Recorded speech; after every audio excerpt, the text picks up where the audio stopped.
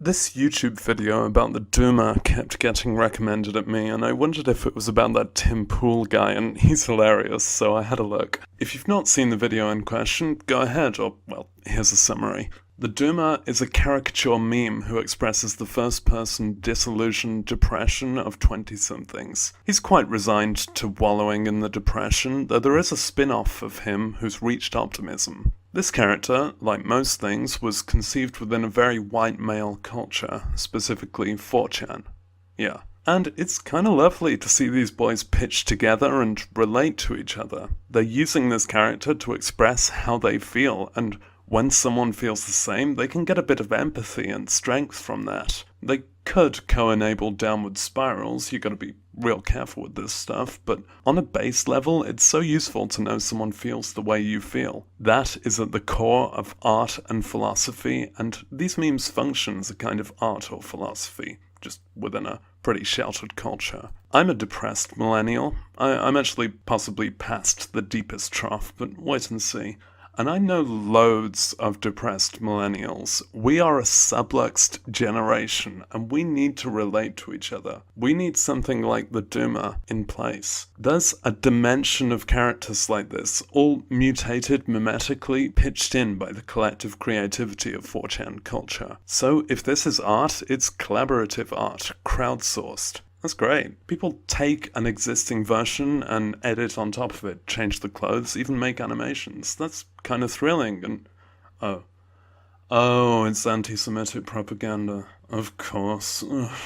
And the Duma is white and male and considers women to be objects, and it's all about preserving racial purity. Ugh, turd bros, why are you doing this? You had a chance at collaborative art, at representing how everyone feels, and you went for the ignorant, exclusionary kind. Playing the victim, even. The disillusionment of straight white boys is something they opted into via an entitled, willful misunderstanding of everyone else's disillusion finally getting a bit of respect. You know, those disillusions that are societally, even legally enforced. Are these white boys victims? Yes, actually, but not of discrimination, of alt-right propaganda that makes them see their peers, those who suffer alongside them, as enemies. There is a wave of hate preachers like this since Gamergate, and a bloody precedent too. Turd bros, I want to be able to relate to you, but you have chosen to be a turd bro. You have chosen the path that excludes others. And though I'm demographically welcome there, I'm staying the fuck away because many people aren't welcome. And I have, like, a virtue or something.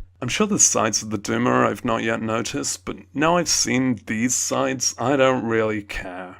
If this character could be expanded to... No, this character's fucked. But if there was something like this that respected and included women and minorities, a Duma not limited by gender or race or being duped into bigotry, we could all use that to relate. But of course that gets called cultural Marxism, because people have seriously gobbled up a Nazi meme. Open up to women and minorities, and you discover a much vaster world of depression memes. Like, they're great at it. They've been trained to be sad for ages. They're pretty resilient, and their bitterness is grounded. Realize we ain't excluding you. You're excluding yourself by taking in the rhetoric of hate preachers, but the door to relating to your whole generation is open. You've just gotta check your privilege at it. I mean, I've opted in, and our state of depression is much cozier, and there's actual decent comedians on this side, and talented people, you know? Once you consider other people your peers, you can make friends. Some even end up having sex. You like sex, don't you? Doors open, guys. Just